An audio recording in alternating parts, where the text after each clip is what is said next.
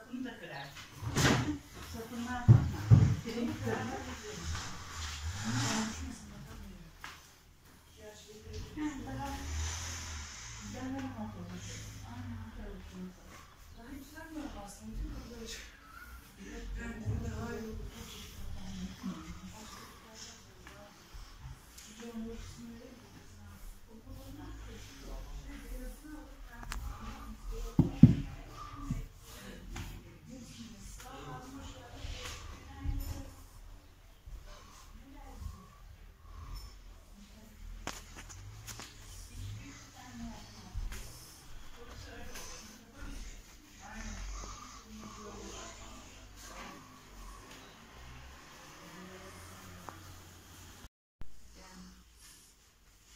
Aşağıda zannediyorum da basıyorum demeyi. Konuşmasını sonra yaparız. Çekelim de. Başka bir şey yoktu. Bu buralarda olacak mı? Özgür. Oralar banyoyla alakalı. Onun banyodan tamirini yapmak lazım. Ders tamiriyle alakalı.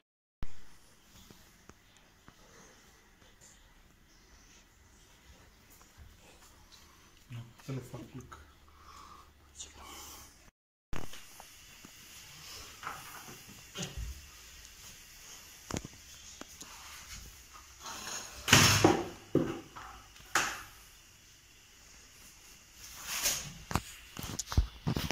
Tamam.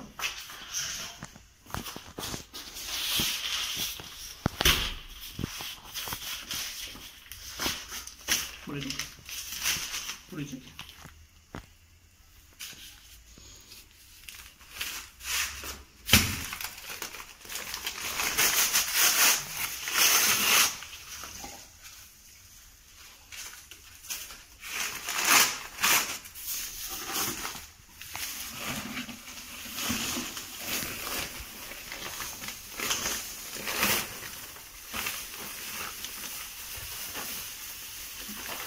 Doldur.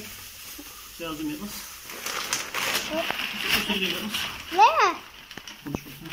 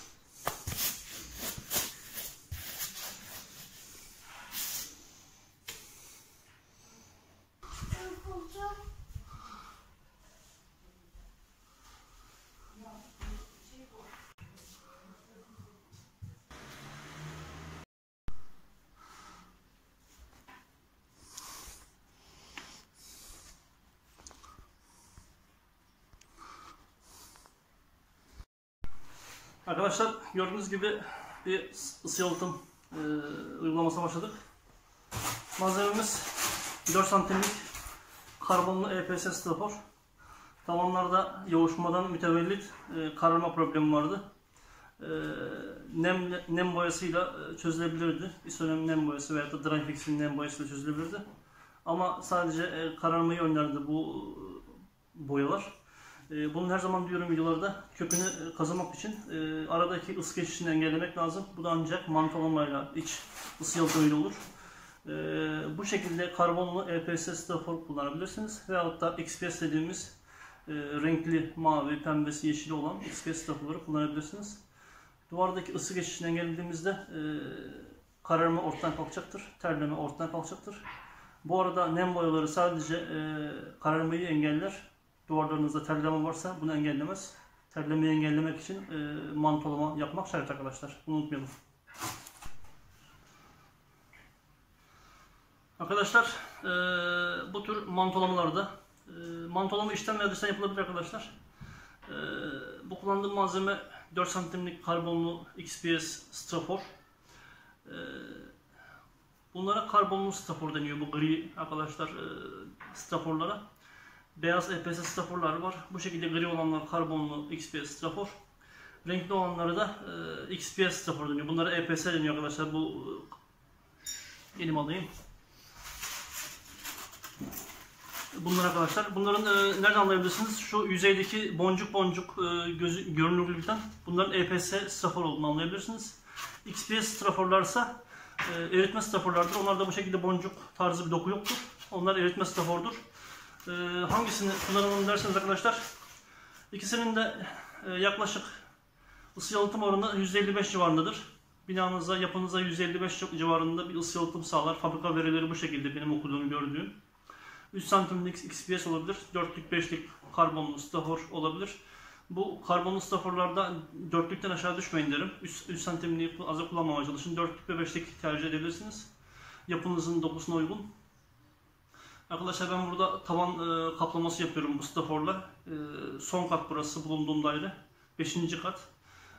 Tavanlarda kararma oluşmuş. Kararma dediğim gibi alttaki kışın özellikle sıcak, içerisinin sıcak olduğu durumlarda içerisi 22, 23, 25 derece, 26 dereceye çıkıyor. Dış hava sıcaklığı sıfıra düşüyor. Burada beton sıcaklığı en az 13-15 derecenin altına düşüyor. Dolayısıyla sıcaklık farkı oluşuyor beton yüzeyde. Bu da terlemeye, akabinde arkadaşlar kararmaya, küflenmeye sebep oluyor. Bu daha çok kolonlarda, kirişlerde, karton piyerlerde, kornişlerin etrafında beton yüzeylerde arkadaşlar kararma çok olur. Tuğla ve benzeri strafor, asmene yüzeylerde pek olmaz.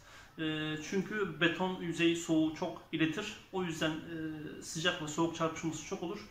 Akabinde kararma oluşur. Kararma dediğimiz şey mikroorganizmalardır. Mantarlaşmadır yüzeyde. Daha önceki videolarımda basit çözümlerini göstermiştim. Çamaşır suyuyla silinebilirdi. Ama bunlar tabii kesin çözüm değil. Boyalar var arkadaşlar. Solvent bazlı nem boyaları var. Bunlarla boyanıp belli oranda, belli yıl sayısınca kararmanın önüne geçilebilir. Ama asıl mantolama yaparak, sıcak soğuk ilişkisini keserek yüzeyde kararmanın arkadaşlar önüne geçebiliriz. Bu konuda mantolama yaparak probleminizi çözmeye çalışın. Hamzam geldi mi? Hı hı. Dediğim gibi bu şekilde bir çözüm üretebilirsiniz. Kesin çözüm. Bununla ilgili birkaç sunum daha yapmaya devam edeceğim iş boyunca. Bakalım, çalışmamıza devam edelim bu arada. Bir çay içeyim, ondan sonra devam edelim.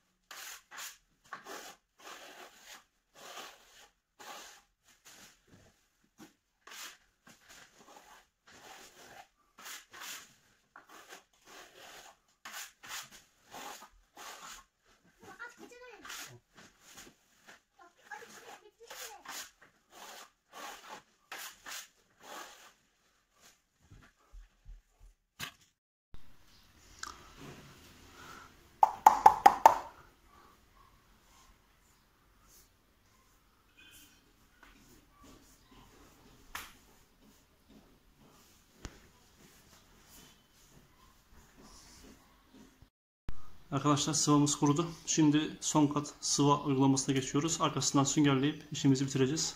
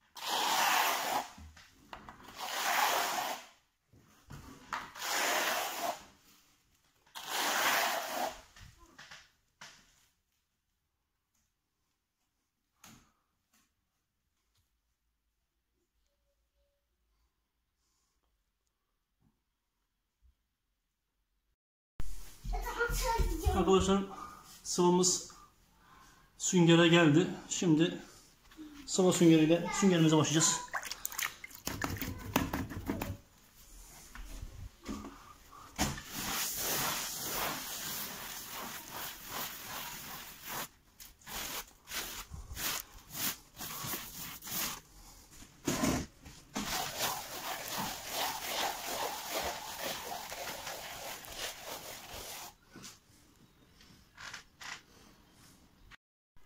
Arkadaşlar tavanımızın süngerleme işlemi bitti. Artık kurumasına mütakip boyanabilir.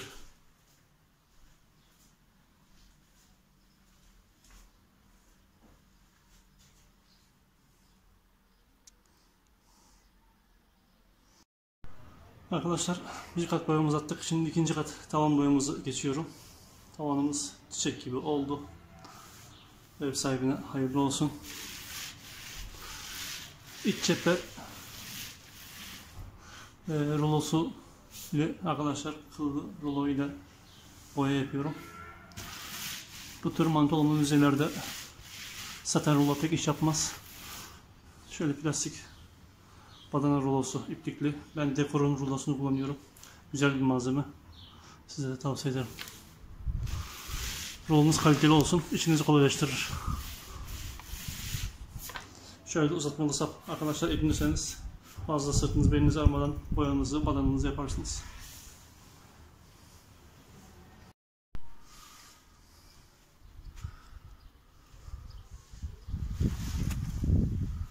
Arkadaşlar çalışmamız bitti. Ev sahibine hayırlı olsun buğdamız.